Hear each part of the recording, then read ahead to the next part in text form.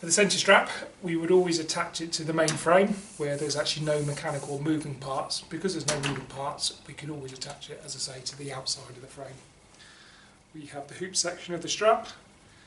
We just pass it through and under, and again pass it through and under. And where we have the hoop section, we will literally just feed the rest of the strap all the way through, pull it tight, and then we would literally just feed it across to the opposite side where the client would be transferring on and off the bed. The second strap, again it's exactly the same. So we have a loop section on a profiling bed where we don't want to be able to restrict the movement of the knee brake. We will actually have to attach it to the knee brake section rather than the frame itself. And again with that, we just literally feed it underneath on the knee brake section, go through it again, come up, and then where we have the loop section, again we'll just feed the strap straight through. Pull it tight, and then again we'll just feed it across to the opposite side where the client will be transferring in. And so now you can see there's no restriction whatsoever in the movement if the client still does need to be able to use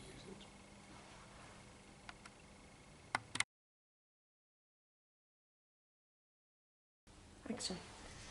So attaching the strap to the knee brake section, again as we said before, where we want to be able to still allow the utilisation of the knee brake, we would feed the actual strap around the knee brake section, not the frame, just the knee brake, the moving parts.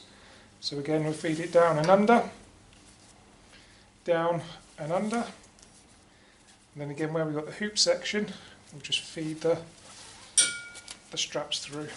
And again, pull it tight, and again we'll just feed them back underneath the mattress or onto the opposite side of the actual bed where the client transfers it. Now you can see, as and when it's used, it's not going to obstruct the knee brake in any way whatsoever. Okay, fitting the centre strap to the centre bar. Again, you always attach it to the non-moving part of the bed. And with the hoop section, like so, we would just feed it on, under, and again go round and under. In the remaining hoop section, I will just feed the rest of the through, and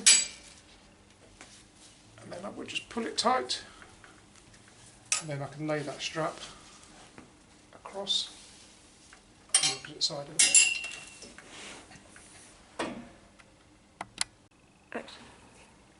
Okay, so to fit the actual cushion, the leg lifter cushion itself, to the straps that we've obviously already fitted. On the cushion we have the long sleeve section where you have the two white bars that actually connects to the straps themselves. Okay. Now to make sure we get it the right way around, I'll do a side-on view so everyone can see. On the actual cushion itself, we have a long section which should be on the outside. Then we have a shorter section which should be on the inside of the bed, and it should be going up flush to this actual part of the frame here.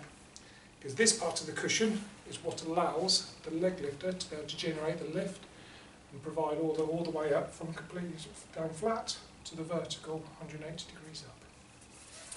So to attach them, as I say, we want that section on the inside. Now we'll attach the hoop on section. Again, hoop onto the opposite section like so. I will tighten it up. Try and get it into a rough position of where we'd actually want it.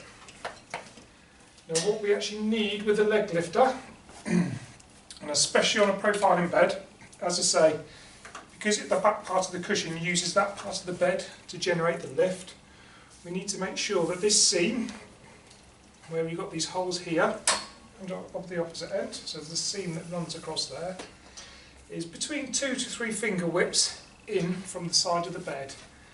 So what we will need to do is tighten it up, so it comes up, and again you do exactly the same on the opposite side. Okay. So now hopefully you can see this back part of the cushion is up against the edge of the frame itself. You need to over tighten it a little bit more, by all means do so. Then once you're finished, you've got the vanity cover there, which you just fold over, just okay, and that's the actual the cushion fitted. Okay, so to install it correctly in the right position, we have a seam that is running down here on the actual cushion itself, literally just below the two location holes. And what we want to be able to do with this seam is place it roughly, I know it's going to vary depending on the size, but we want it 2 to 3 fingers width in from the side of the frame itself. So if I tighten it up, get it into a position, and exactly the same up on this end. And again we do it roughly. And again it is a rough measurement because you can loosen it off or tighten it up accordingly. Okay, there you go, perfect. So now that's the edge of the bed. My fingers are 2 to 3 widths in there. And as we said before, we'll just literally slide that over. If you're taking the mattress off, put the mattress back on. If not, obviously just rest the mattress back down on top.